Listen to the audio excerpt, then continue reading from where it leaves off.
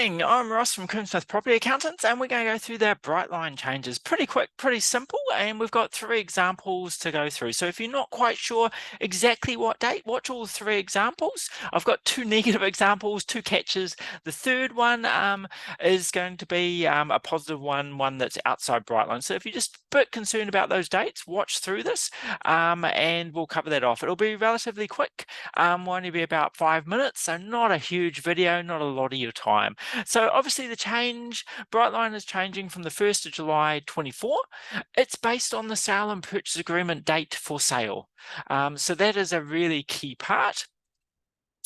It's kind of backdated. So what I mean by kind of backdated is if you've got a residential rental property and you've already owned it for 2 years, or you've owned it for 2 years, and then at the 1st of July 24, or after you sell it, you will be outside of Brightline. So the key thing is at that 1st of July 24 to have owned the property for 2 years, and then it would be outside Brightline.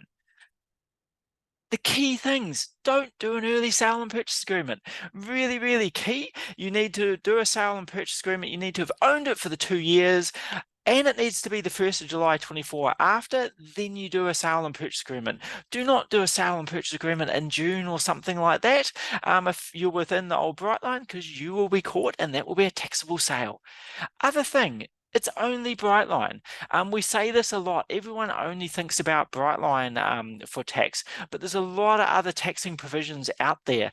Just to name a couple, and not all of them, you might be a builder, you might be tainted, you might be done a subdivision and sold it, and the starting point for that is it's taxable.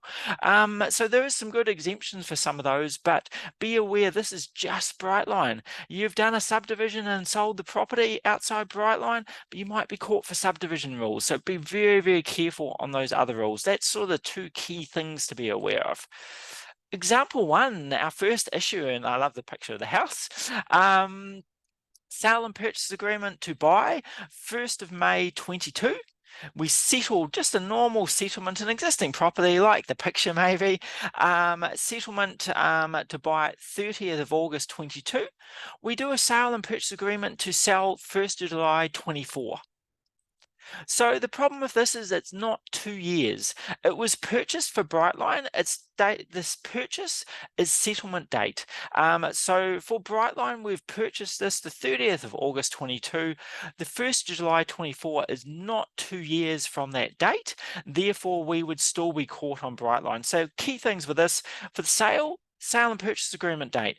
For the settlement, for the purchase, it is the settlement date. So purchase settlement date, sale and purchase agreement date. It's the shortest possible period.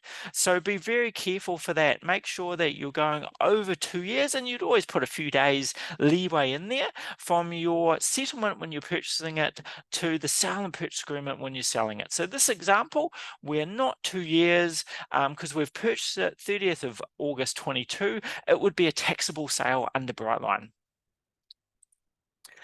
Issue number 2, sale and purchase agreement, the 1st of May 22. We settled it the 30th of May 22. And then we've done a sale and purchase agreement 20th of June 24. And maybe we settle 1st of July 24 or after. The problem with this is we are old Brightline rules. We have done a sale and purchase agreement to sell before the 1st of July 24. So the 20th of June is too easy, and that was one of my key points. Sorry, too easy, too early. And that was one of my key points. Don't do an early sale and purchase agreement. So because this is done before the 1st of July 24 for the sale and purchase agreement, it's old Brightlines, it is taxable. That was actually example 2, issue 2. Example 3, this is a positive one.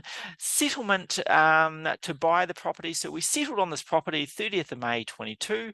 Sale and purchase agreement 5th of July 24. We've checked the other tax rules and we're not caught by another taxing provision. In this case, we are not taxable by Brightline. So we've owned the property more than 2 years. The sale and purchase agreement is dated after the 1st of July 24. I've used settlement date for the purchase. So we're over the 2 years. sale and purchase agreement after the 1st of July 24, this is not taxable by the new Brightline rules. So hopefully that's clarified it. That's hopefully got you working that, yeah, it does come in from the 1st of July, but it's kind of backdated. Hopefully that makes sense with that example. So you've purchased it, you've settled on the 30th of May 22, owned it for more than 2 years. You've then sale and purchase agreement to sell it after the 1st of July 24. This one, the 5th, check the other tax rules, not taxable. This one's not taxable by Brightline. If you haven't checked out our link tree, it's worth checking out, and I'll try and put it in comments and things. We've got some great free webinars coming up. We've got property trading next week. We've got rental property basics the week after, and we've got one coming up on commercial and commercial property and syndicates. And we generally put in lots of good videos. There's lots of good articles further down in our link tree. They're the 2 most recent ones I've put up before this, and this video will be on there shortly as well. But you've got one about the interest limitation changes I did back on the 10th of March. But to be honest, yeah, pretty much not much changed from then. We're looking at the 80% from the 1st of April 24, and that is for all existing properties, whether they were the 0% or the 50%. And yeah, there's another interesting one there on big risk on GST if you're looking at Airbnb or short-term accommodation. That's worth a look if you're looking at those. But lots of other good videos, lots of good other articles. There's recordings of old webinars on there as well. So hopefully you've enjoyed that. Hopefully you've got some good information. Hopefully we'll see you at our free webinars. Thanks a lot. Bye.